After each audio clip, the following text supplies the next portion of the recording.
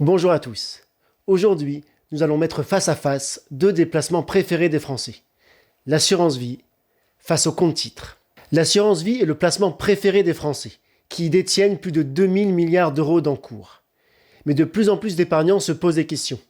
Trop de frais, rendement limité, fiscalité pas si avantageuse, et se demandent si le compte titre ne serait pas finalement une enveloppe plus intéressante. Dans cette vidéo, nous allons voir les avantages et les limites de chaque enveloppe.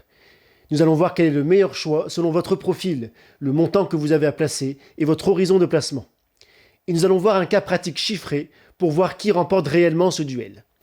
Le compte titre est un compte bancaire permettant d'acheter et de vendre des titres financiers, notamment des actions, des fonds d'investissement ou encore des ETF. Son principal avantage réside dans le nombre de supports disponibles. Vous avez accès à tous les marchés mondiaux, France, Europe, États-Unis, monde, et vous avez également accès à plus de 7000 OPCVM et plus de 1500 ETF. L'autre avantage, c'est le coût. Chez un courtier en ligne, vous allez avoir des frais de transaction très faibles et aucun droit de garde. En revanche, le compte titre n'offre aucun avantage fiscal, et vos gains sont donc imposés à la flat tax de 30%. L'assurance vie est un contrat que vous ouvrez dans une banque, une mutuelle ou un distributeur en ligne, et qui sera ensuite gérée par un assureur. Elle est utilisée pour placer son épargne pour ses projets de vie, sa retraite ou encore la transmission de son capital. Son principal avantage vient de la diversité des supports disponibles. Vous pouvez investir dans le fonds en euros, très sûr, ou sur des supports plus dynamiques, investis notamment en immobilier ou en actions via des OPCVM ou encore des ETF. L'assurance vie offre également des avantages fiscaux, avec des réductions sur l'impôt sur les gains et sur les droits de succession. En revanche, les frais seront généralement plus élevés que pour un compte titre. S'il est possible de ne pas payer de frais d'entrée en ouvrant le contrat chez un distributeur en ligne, il y aura toujours des frais de gestion annuels, compris entre 0,5 et 1%. Si on compare maintenant critère par critère, on voit que l'assurance vie est meilleure sur la rémunération des liquidités, avec le fonds en euros, qui est le meilleur placement sans risque du marché.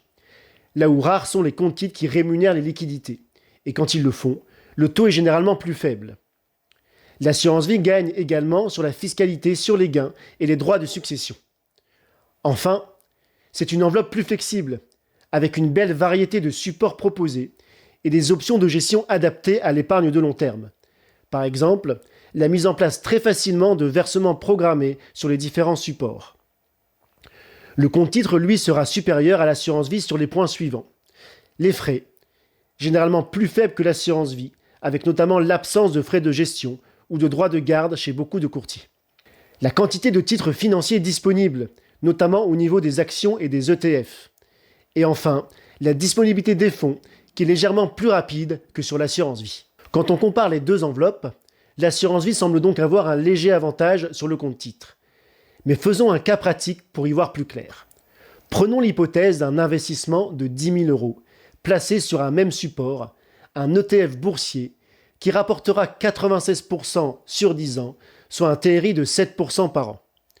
Sur le compte titre, cela donne un capital final de 16 770 euros net d'impôts, après la flat tax de 30%.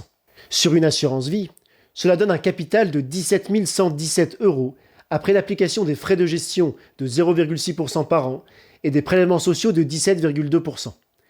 Il pourrait également y avoir un impôt sur le revenu à payer, selon le montant des abattements obtenus, s'il s'agit d'une personne seule, d'un couple, et s'il retire ou non en plusieurs fois pour bénéficier de plusieurs abattements. En conclusion, on voit que l'assurance vie et le compte titre sont finalement très proches. Sur 10 à 15 ans, les deux se valent. Mais au-delà de 15 ans, et surtout pour des sommes importantes, le compte titre devient alors plus intéressant, car l'avantage fiscal de l'assurance vie ne compense plus les frais plus élevés. Si vous avez moins de 100 000 euros à placer sur un profil diversifié, donc moins de 50 000 euros sur les ETF boursiers, l'assurance vie reste alors la solution privilégiée. Elle permet de mettre en place une allocation diversifiée et adaptée à votre profil, en combinant la sécurité du fonds en euros avec le dynamisme des unités de compte, et de regrouper tous vos placements au même endroit pour plus de simplicité. En revanche, si vous avez le profil et le capital pour investir plus de 50 000 euros en ETF boursier, il sera alors judicieux de compléter votre stratégie avec un compte titre, afin d'optimiser vos placements en actions tout en conservant le contrat d'assurance vie pour sécuriser et diversifier votre capital. Si vous avez aimé cette vidéo, n'hésitez surtout pas à liker et à vous abonner à ma chaîne.